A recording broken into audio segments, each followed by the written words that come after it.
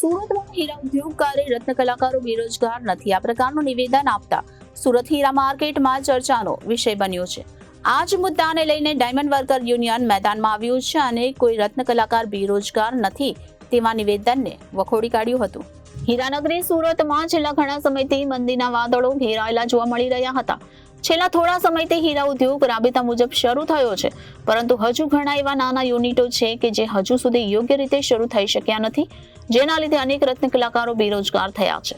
સુરતમાં હાલ diamond bourse શરૂ કરવા માટે થઈને અનેક પ્રયાસો ચાલી રહ્યા છે। તેવામાં ડાયમંડ વાઇસ પ્રેસિડેન્ટ દ્વારા રત્ન કલાકારને લઈને એક નિવેદન આપવામાં આવ્યું હતું, જેમાં તેમણે જણાવ્યું હતું કે રત્ન કલાકારો બેરોજગાર થયા જ નથી। આ પ્રકારનું નિવેદન આપવાની સાથે જ ડાયમંડ વર્કર યુનિયનના ઉપપ્રમુખે હીરા ઉદ્યોગકાર અને ડાયમંડ બોર્ડના પ્રેસિડેન્ટ લાલજી પટેલ સામે રોષ ઠાલવ્યો હતો અને જણાવ્યું હતું કે વર્ષ દરમિયાન અનેક રત્ન કલાકારો બેરોજગાર થયા છે, જેને લીધે અનેક રત્ન કલાકારોને આર્થિક સંકળામણનો પણ સામનો કરવો પડ્યો છે। તેમના સુધી અનેક ફરિયાદો પણ આવી છે। મહત્વનું છે કે અત્યાર સુધીમાં 45 જેટલા રત્ન કલાકારોએ આપઘાત પણ કરી લીધો છે। તેમણે કટાક્ષ કરતા કહ્યું કે એસીની ઓફિસમાં બેસનારા વેપારીઓ રત્ન કલાકારોનું દર્દ નહીં સમજે। તેમને આપેલા આ નિવેદનને ડાયમંડ વર્કર યુનિયનના ઉપપ્રમુખ ભાવેશ ટાંકે વખોડી કાઢ્યું હતું। કાકા, કેટલાય રત્ન કલાકારો બેકાર બન્યા છે, એ લોકોનો સર્વે કરીને એ લોકોનું ખાસ ધ્યાન આપવામાં આવશે ખરું? રત્ન કલાકારો કોઈ બેકાર છે જ નહીં, કારણ કે રિયલનો ધંધો પણ છે અને લેબરનો ધંધો છે। કોઈ રત્ન કલાકારો કોઈ ઘરે બેઠો હોય એવો દાખલો નથી। મારું નામ છે Bhavesh Tank, diamond worker union vice president.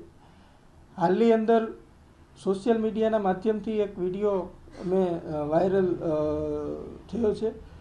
એમાં ડાયમંડ ગ્રુપના વાઇસ ચેરમેન લાલજીભાઈ ઉગામેડી, ધર્મનંદન ડાયમંડના પોતે માલિક પણ છે, એમના દ્વારા એવું નિવેદન આપવામાં આવ્યું છે કે રત્ન કલાકારો હાલની પરિસ્થિતિમાં કોઈ બેરોજગાર નથી।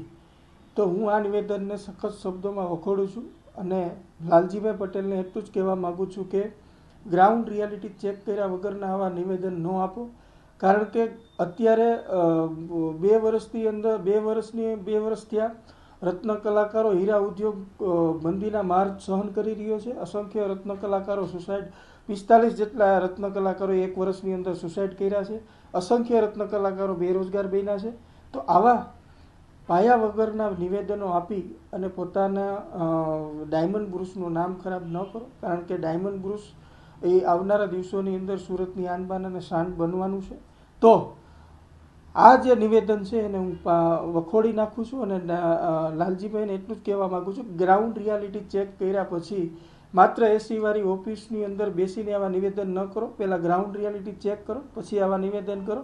એટલે રત્ન કલાકારો અસંખ્ય બેરોજગાર છે એવી હું ચોક્કસપણે માનું છું અને અસંખ્ય રત્ન કલાકારો બેરોજગાર છે। હાલની પરિસ્થિતિ ખૂબ જ ખરાબ છે, 20 થી 30% પગાર કાપી લેવામાં આવ્યો છે, માટે આ નિવેદનને હું વખોડી નાખું છું। Reporter Arvind Rathod, Janadesh news, Surat.